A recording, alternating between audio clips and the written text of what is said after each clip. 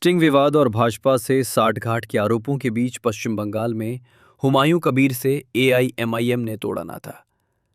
All India मजलिस-ए Ittehadul Muslimeen AIMIM ने हुमायूं कबीर की आम जनता उन्नयन पार्टी एजेयूपी के साथ अपने अल्पकालिक गठबंधन को तत्काल प्रभाव से समाप्त कर दिया है। शुक्रवार 10 अप्रैल 2026 की सुबह घोषित ये फैसला एक बड़े राजनीतिक विवाद के तुरंत बाद आया है, जो एक वायरल वीडियो क्लिप से शुरू हुआ था।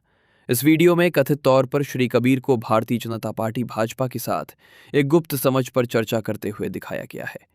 स्टिंग और टीएमसी के आरोप। बृहस्पतिवार को तृणमूल कांग्रेस टीएमसी ने 19 दिसंबर 2025 की तारीख वाला एक स्टिंग ऑपरेशन फुटेज जारी किया, जिसमें आरोप लगाया गया कि श्री कबीर ने पश्चिम बंगाल के मुसलमानों के खिलाफ साजिश रचने और उन्हें गुमराह करने के लिए भाजपा से पैसे लिए थे। इस वीडियो में श्री कबीर, जिन्होंने टीएमसी से अपने निलंबन के बाद एजेयूपी का गठन किया था, भाजपा के शुभेंदु अधिकारी के साथ एक गुप्त सौदे पर चर्चा करते हुए दिखाई दे रहे हैं। कथित सौदे में प्रस्ताव दिया गया था कि यदि श्री कबीर 70 से 80 सीटें सुरक्षित करते हैं और भाजपा 100 से 120 सीटें जीतती है, तो वो उप मुख्यमंत्री पद के बदले भाजपा सरकार का समर्थन करेंगे।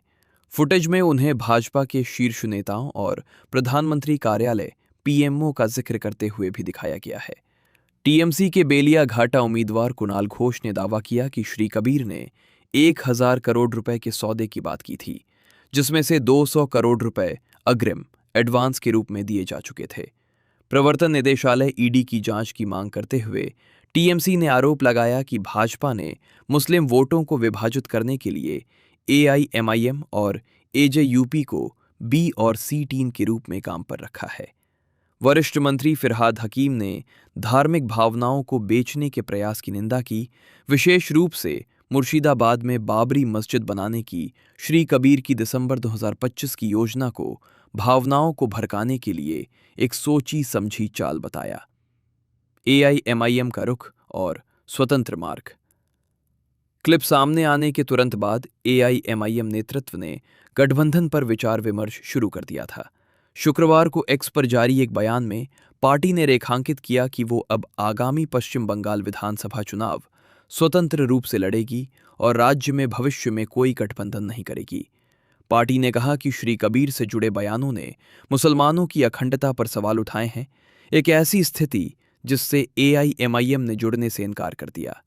पश्चिम बंगाल में मुसलमानों के सामाजिक आर्थिक हाशिए पर होने पर प्रकाश डालते हुए पार्टी ने उल्लेख किया कि दशकों के धर्मनिरपेक्ष शासन के बावजूद ये समुदाय सबसे गरीब, उपेक्षित और प्रताड़ित समुदायों में बना हुआ है। अकेले चुनाव लड़ने का निर्णय इन हाशिए पर रहने वाले समूहों को एक स्वतंत्र राजनीतिक आवाज प्रदान करने के उद्देश्य से लिया गया है। कबीर का बचाव। श्री कबीर ने इन आरोपों और वीडियो को फर्जी बताते हुए खारिज कर दिया है और दावा किया है कि इसे उन्नत आर्टिफिशियल इंटेलिजेंस एआई का उपयोग करके बनाया गया है। उन्होंने कहा, अगर वे अपने आरोपों को साबित नहीं कर सकते तो मैं उनके खिलाफ 2000 करोड़ रुपए की मानहानि का मुकदमा दायर करूंगा। चुनाव प्रचार के लिए उनके हेलीकॉप्टर के उपयोग और उनकी वाई श्रेणी की केंद्रीय सुरक्षा कवर के संबंध में, जिनमें से दोनों ने लोगों को अचंभित किया है, श्री कबीर ने तर्क दिया कि उन्होंने कार्यक्षमता के लिए खुद परिवहन की व्यवस्था की थी। श्री कबीर का राजनीतिक निष्ठा बदलने का लंबा इतिहास रहा है। उन्होंने 2019 का लोकसभा चुनाव भाजपा के टिकट पर और 2021 का विधानसभा चुनाव टीएमसी के लिए लड़ा था।